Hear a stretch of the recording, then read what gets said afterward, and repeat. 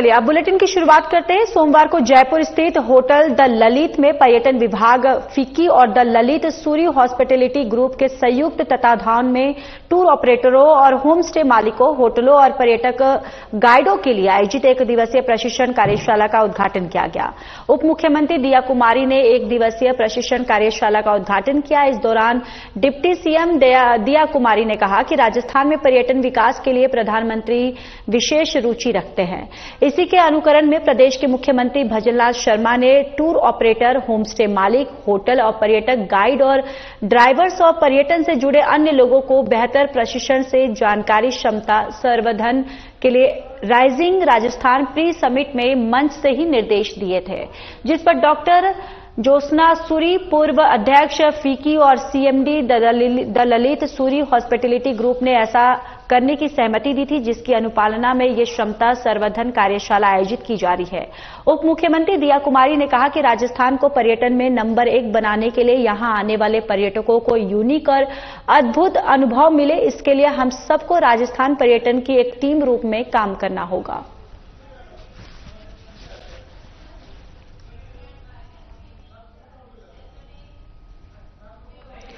BJP प्रदेश अध्यक्ष मदन राठौर ने कांग्रेस के खिलाफ जमकर निशाना साधा। वहीं उन्होंने कहा कि बीजेपी संविधान गौरव अभियान चलाकर देश भर में कांग्रेसियों का दोहरा चरित्र उजागर करेगी। इसके लिए बीजेपी ने जिला, मंडल और बूथ स्तर तक समिति बनाई है, जो जनता के बीच जाकर कांग्रेस के काले कारनामे उजागर करेगी। मदन राठौर ने कहा कि कांग्रेस पार्टी ने बाबा साहब को संसद में जाने से रोका, उनके खिलाफ उम्मीदवार खड़ा कर हराने का षड्यंत्र रचा।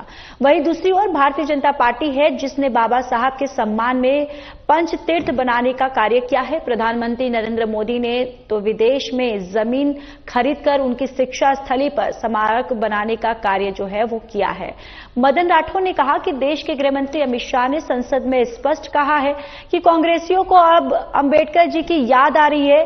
अगर कांग्रेसी नेता सच्चे मन से बाबा साहब का सम्मान करना चाहते हैं तो पहले करते हैं, लेकिन अब जब बीजेपी बाबा साहब को सम्मान दे रही है तो कांग्रेसी श्रेय लेने के लिए इस तरह का कार्य कर रहे हैं।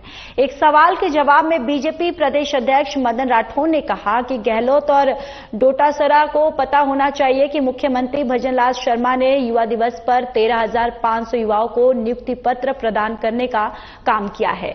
ये वो नियुक्तियां थीं जो कांग्रेस को देनी चाहिए थी, लेकिन कांग्रेस ने हमारे युवाओं के भविष्य को गर्त में डालने का काम किया है और उनकी नियुक्तियों को अटकाए रखा। इसके बाद भी गहलोत और डोटासरा सवाल उठा रहे हैं।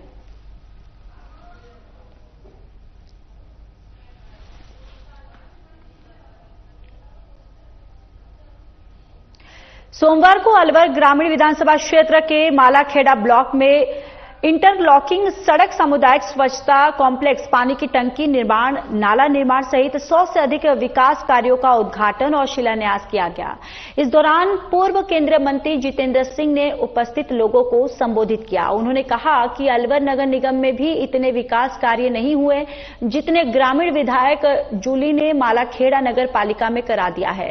देश और प्रदेश की सरकार हर मोर्चे पर विफल है, जिसको जवाब देने के लिए देश में नेता प्रतिपक्ष राहुल गांधी और प्रदेश में नेता प्रतिपक्ष टीकाराम जूली जनता के हक की लड़ाई लड़ रहे हैं।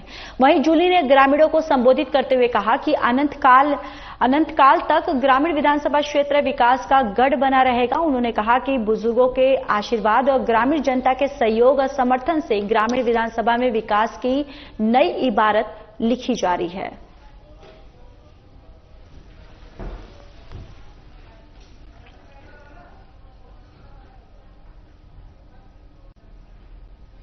चलिए खबरों में आगे बढ़ते हैं। जयपुर में स्कूल शिक्षा और भाषा विभाग के शासन सचिव कृष्ण कुणाल ने सोमवार को शिक्षा संकुल में पीएमयू के तहत आगामी शिक्षा योजनाओं और नवाचारों पर विस्तृत चर्चा की।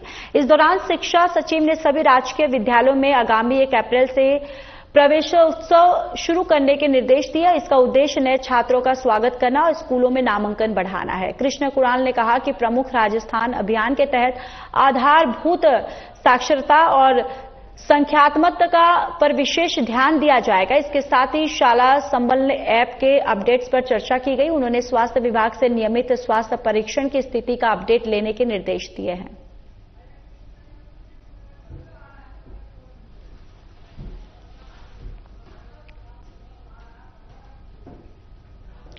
आयुर्वेद चिकित्सा के क्षेत्र में रिसर्च, फॉरेन स्टडी, पंचकर्म और आयुर्वेद में अवसर को जानने के लिए अमेरिका के सेंट कैथरीन यूनिवर्सिटी और मिनेसोटा के पैरामेडिकल में अध्ययन करने वाले 14 विद्यार्थियों ने जोरावर सिंह गेट स्थित राष्ट्रीय आयुर्वेद संस्थान मानद विश्वविद्यालय जयपुर का एक दिवसीय दौरा किया।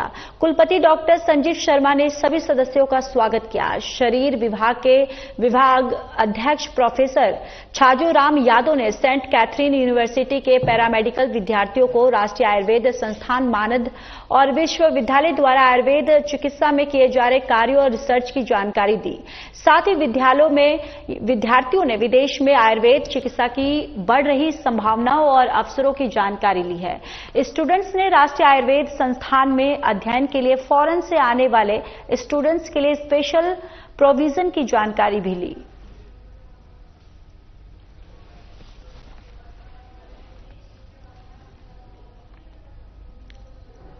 उपचुनाव area magistrate Malpura SDM Amit Chaudhary के पोलिंग बूथ पर थप्पड़ जड़ने के मामले में चालान पेश किया। अनुसंधान अधिकारी डीवाईएसपी उनियारा रघुवीर सिंह ने मुकदमा नंबर 166 में 60 दिन बाद एसीजेएम कोर्ट में चालाना पेश किया है और मिली जानकारी के अनुसार बताते चले कि Mustageez area magistrate SDM Amit Chaudhary ने निर्दलीय प्रत्याशी नरेश मीणा सहित अन्य दर्जनों लोगों के खिलाफ मामला दर्ज कराया था। राजकार्य में बाधा, थप्पड़ जड़ने सहित अन्य गंभीर धाराओं में मामला दर्ज कराया था और अनुसंधान अधिकारी ने मामले में जांच के बाद केवल नरेश मीणा के खिलाफ ही कोर्ट में चालान पेश किया है।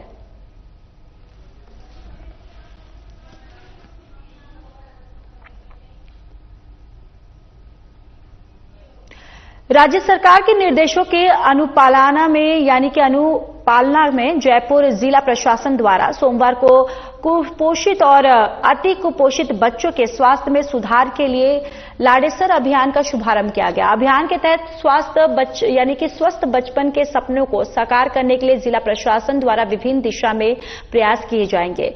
महिला और बाल विकास विभाग की उप निदेशक अर्शदीप बरार ने बताया कि अभियान के तहत आगामी 3 महीने तक प्रतिमाह जिले में संचालित आंगनबाड़ी केंद्रों पर पंजीकृत बच्चों में से चिन्हित 5,300 कुपोषित और 883 अति कुपोषित बच्चों के स्वास्थ्य में सुधार के लिए भामाशाहों के सहयोग से जिला कलेक्ट्रेट डॉक्टर जितेंद्र कुमार सोनी के नेतृत्व में लाडेसर किट का वितरण किया जाएगा। अभियान के तहत कम और अति कम वजन वाले बच्चों के स्वास्थ्य और पोषण पर निगरानी रखी जाएगी। जिला कलेक्ट्रेट ने लाडेसर अभियान में अपनी बहुमूल्य भागीदारी निभाने वाले सभी भामाशाहों का आभार व्यक्त किया।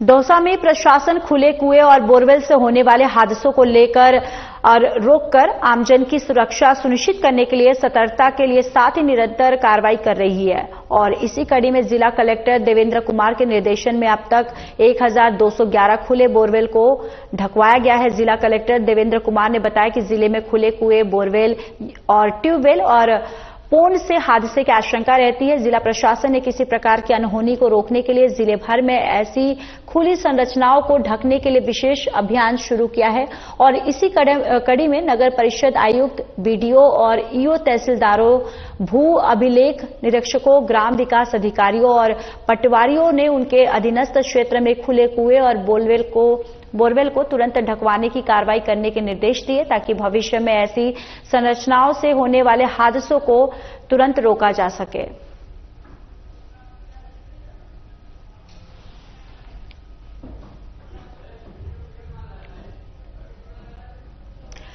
खैरथल में और ज्वेलर्स के साथ हुई लूट का पुलिस ने पर्दाफाश किया है। बताते चले कि पुलिस ने मामले का खुलासा करते हुए 5 आरोपियों को गिरफ्तार किया। आरोपियों के कब्जे से 1,02,000 रुपये और 300 ग्राम सोने की बालियों सहित घटना में प्रयुक्त मोटरसाइकिल, अवैध पिस्तौल बरामद किया है। मिली जानकारी के अनुसार आरोपी बलजीत तिजारा थाने का हिस्ट्री शीटर है, जिसके खिलाफ पूर्व में हत्या और हत्या के प्रयास, लूट, डकैती, राज्य कार्य में बाधा डालने के लिए आर्म्स एक्ट के तहत प्रकरण दर्ज है, यानी कि उसके ऊपर पहले से भी कई मामले दर्ज हैं।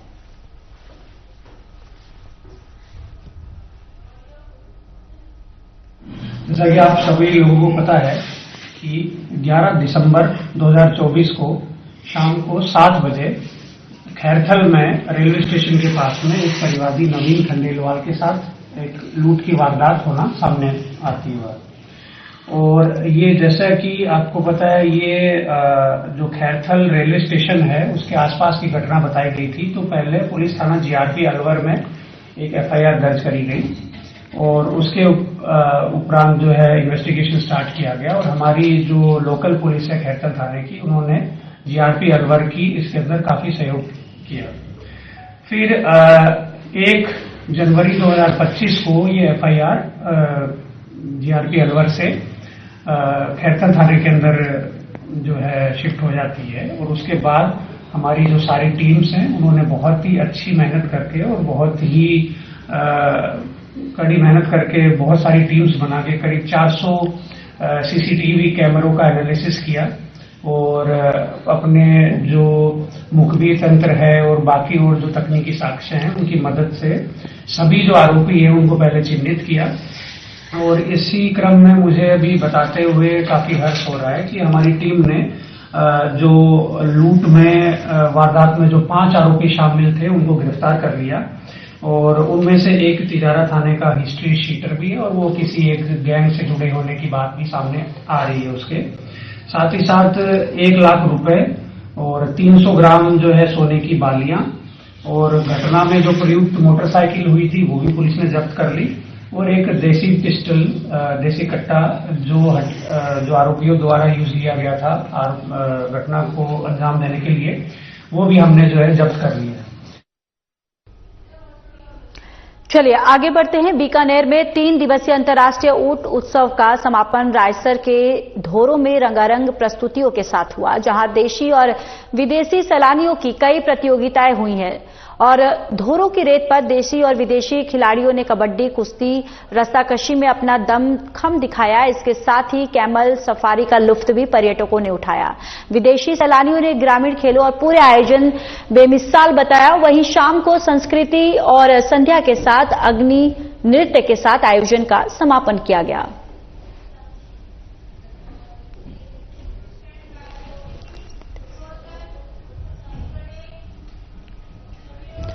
बीकानेर के लूड़कणसर कालू रोड ब्राह्मण समाज विकास संस्थान ने मां ब्राह्मणी के मंदिर की मूर्ति प्राण प्रतिष्ठा होगी, जिसके अंतर्गत 22 तारीख को मूर्ति की स्थापना होगी। इसके लिए अंदर प्रांगण में कुल 31 मूर्ति आई हैं, जिनको उतारने के लिए काफी संख्या में कार्यकर्ता और भक्तगण मौजूद रहे। कीर्तन के साथ और पुष्प वर्षा के साथ मूर्तियों को उतारकर स्वागत किया गया और उसके बाद मूर्ति प्राण प्रतिष्ठा 22 होगी, जिसका कार्यक्रम 16 जनवरी से 22 जनवरी तक रहेगा। साथ में भागवत कथा की आयोजन भी किया गया है और बाल संत भोले बाबा ऋषिकेश के मुखारविंद से होने जा रही है। और दोनों कार्यक्रमों की पोस्टर का विमोचन समाज के गणमान्य लोगों की मौजूदगी में किया गया।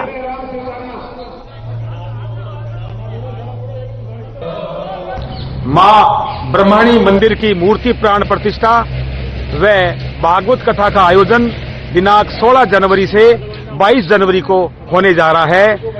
मूर्ति प्राण प्रतिष्ठा के पंडित श्री कृष्णकांत जी महाराज रतनगढ़ वाले व भागवत कथा ऋषिकेश वाले भोले बाबा जी के बुखार बिंद से होने जा रही है। लूणकरणसर के इतिहास में बड़ा ही ये महान दिन है। मैं तो ये सोचता हूं कि क्षेत्र के लिए ये एक तरीके से कुंभ ही है। मां ब्रह्मणी मंदिर के इस प्रोग्राम में मातेश्वरी की एक असीम कृपा है। मैं तो ये सोचता हूं कि इस क्षेत्र के तमाम जनप्रतिनिधि इसके अंदर अपनी भागीदारी निभाएंगे, चाहे वो पंचायत क्षेत्र का प्रतिनिधि हो, चाहे विधानसभा क्षेत्र का प्रतिनिधि हो, चाहे संसद क्षेत्र का प्रतिनिधि हो। हमारी कार्यकारिणी ने ब्राह्मण समाज के सभी सम्माननीय मुख्य जो भी हैं उन सब की एक राय थी कि इस प्रोग्राम के अंदर सभी प्रतिनिधि यहाँ आए। हमने तो कोशिश भी की थी कि हमारे प्रदेश के लाडले मुख्यमंत्री महोदय भी आए, पर अभी तक हमारी उनसे बात नहीं हो सकी है। फिर भी कि वो भी आए। अगर आपके माध्यम से ये बात सम्माननीय मुख्यमंत्री महोदय तक पहुंचती है तो हम तो आपसे यही कहेंगे कि वो भी इस 22 तारीख की प्राण प्रतिष्ठा के अंदर वो यहां पहुंचे।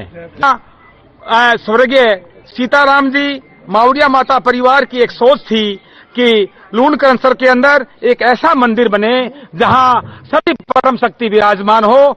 तो उनकी सोच के अनुसार 5 मुख्य मंदिर यहां बने थे। उसमें मुख्य मंदिर मां ब्रह्माणी का था, जिसमें लक्ष्मी जी और सरस्वती जी साथ में विराजमान हैं। और सभी भक्तों की एक ऐसी सोच थी कि श्याम बाबा का भी मंदिर इसमें होना चाहिए, तो श्याम प्रभु का मंदिर भी इसके अंदर है। और ब्राह्मण संस्था होने के नाते भगवान श्री परशुराम जी का मंदिर भी इसके अंदर बनाया जा रहा है।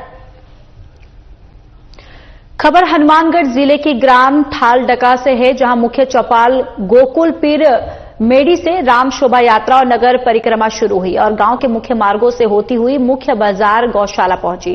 राम शोभा यात्रा और नगर परिक्रमा कार्यक्रम महर्षि दयानंद गौशाला सेवा समिति थालडका के संस्थापक कुंभाराम गोदरा की 24वीं पुण्यतिथि पर निकाली गई। वहीं गौशाला परिसर में उनकी मूर्ति का अनावरण कार्यक्रम भी रखा गया। राम शोभा यात्रा में बड़ी संख्या में महिलाओं और पुरुषों ने भाग लिया। पूरा गांव जय श्री राम के नारों से गूंज उठा।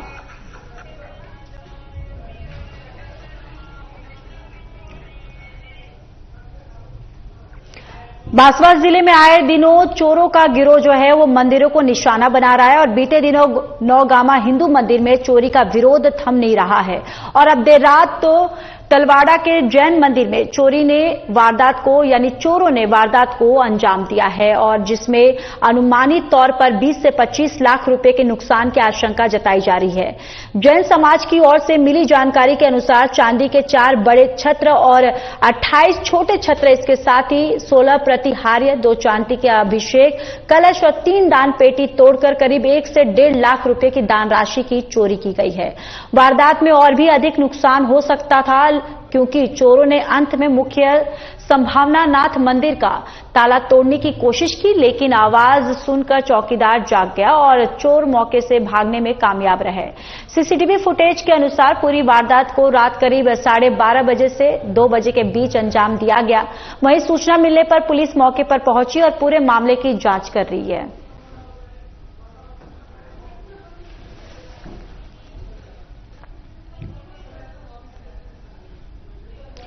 खबर हनुमानगढ़ के पल्लू से है, जहां पुलिस ने 15 किलो 500 ग्राम डोडा पोस्त चुरा सहित नशा तस्कर को गिरफ्तार किया है।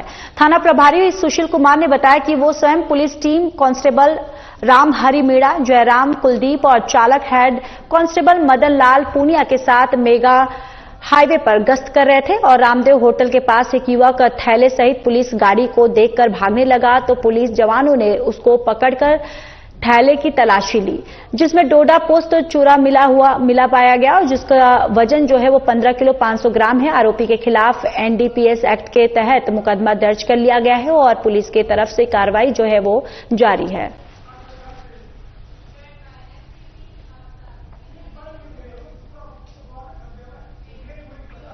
खबर श्री गंगा नहर से है, जहां श्री गंगा नहर पदमपुर मार्ग पर सुबह घने कोहरे के कारण बड़ा सड़क हादसा हो गया है। आपको बताते चले कि पदमपुर सीसी हेड के पास रोडवेज बस और बोलेरो में जबरदस्त टक्कर हो गई, जिसमें बोलेरो में सवार एक महिला और 2 पुरुषों सहित 3 लोगों की मौत हो गई है। घटना के बाद पदमपुर थानाधिकारी सुरेंद्र राणा ने मौके पर पहुंचकर घटनास्थल का जायजा लिया। घना कोहरा दुर्घटना का कारण बताया जा रहा है। हादसे में मृतकों के शवों को चिकित्सालय की मोर्चरी में रखवा दिया गया है।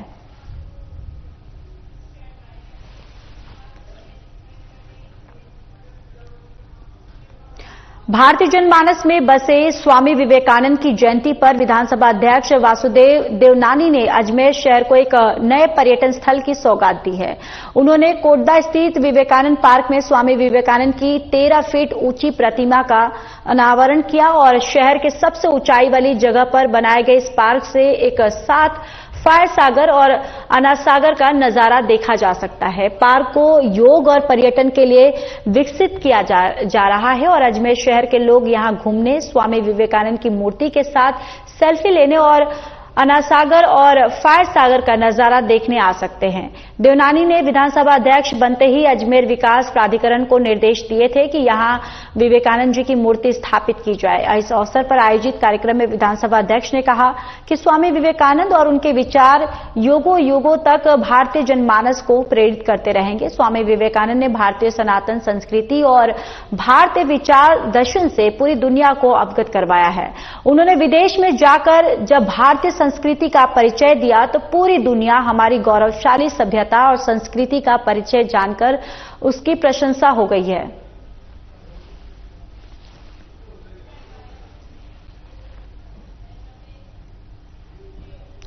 अलवर में टीकाराम जूली फैंस क्लब की ओर से पूर्व केंद्रीय मंत्री जितेंद्र सिंह के मुख्य अतिथियों ने होटल गोल्डन बाग में नववर्ष मिलन समारोह का आयोजन किया गया। इस दौरान नेता प्रतिपक्ष टीकाराम जूली ने पूर्व केंद्रीय मंत्री जितेंद्र सिंह का राजस्थानी साफा और सूत की माला पहनाकर स्वागत किया। हजारों की संख्या में समारोह में उपस्थित लोगों को नववर्ष की शुभकामनाएं दी। इस अवसर पर रक्तवीरों का स्मृति चिन्ह और प्रशस्ति पत्र देकर सम्मानित किया गया। मौके पर पूर्व केंद्रीय मंत्री जितेंद्र सिंह ने कहा कि कांग्रेस नेता जूली के जन्म दिवस पर आयोजित रक्तदान शिविर में रक्तदाताओं ने बढ़ चढ़कर हिस्सा लिया है। उन्होंने कहा कि उनके लिए इससे बड़ा उपहार और कुछ नहीं हो सकता, जो सामाजिक सरोकार की दिशा में अतुल्य काम है, क्योंकि रक्तदान सबसे बड़ा दान माना गया है। उन्होंने कहा है कि ऐसे आयोजनों से आपसी भाईचारा बढ़ता है। जूली ने कहा कि मेरा सौभाग्य है कि मुझे आप सभी का इतना प्यार और स्नेह मिल रहा है। आपका आज का साथ मेरे कल की जीत है।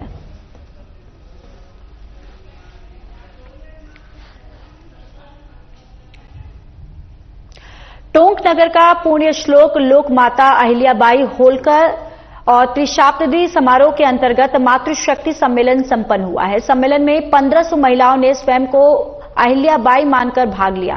कार्यक्रम में अहिल्याबाई के जीवन चरित्र पर लघु नाटिका का मंचन हुआ और शस्त्र संचालन का प्रदर्शन किया गया। इस दौरान सांगानेर के विभाग और प्रचार प्रमुख महेंद्र विजय ने बताया कि कार्यक्रम की मुख्य अतिथि मुख्य जिला शिक्षा अधिकारी सुशीला करानी ने नारी को प्रथम पूज्य और शक्ति स्वरूपा बताकर आह्वान किया है।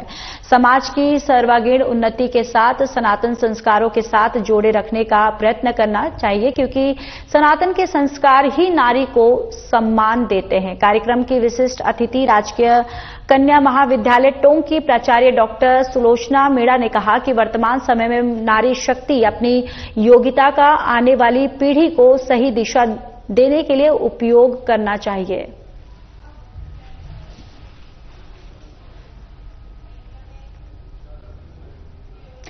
जयपुर में अखिल राजस्थान महिला और बाल विकास संयुक्त कर्मचारी संघ का धरना 5वें दिन भी जारी रहा, लेकिन सरकार या विभाग या अधिकारियों ने ना कोई सुध नहीं ली है और न ही समस्याओं के बारे में जानने का प्रयास किया है।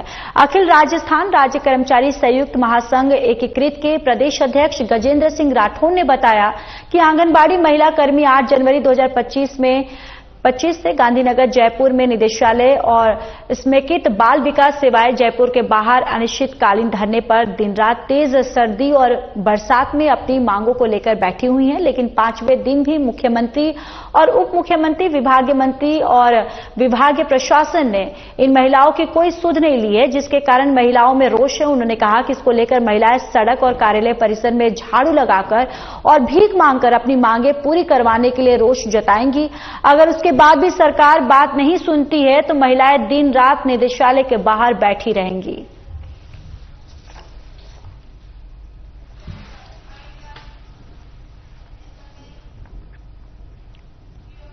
चलिए, इस बुलेटिन में इतना ही। बाकी देश और दुनिया की तमाम बड़ी खबरों के लिए जुड़े रहिए हमारे साथ। नमस्कार।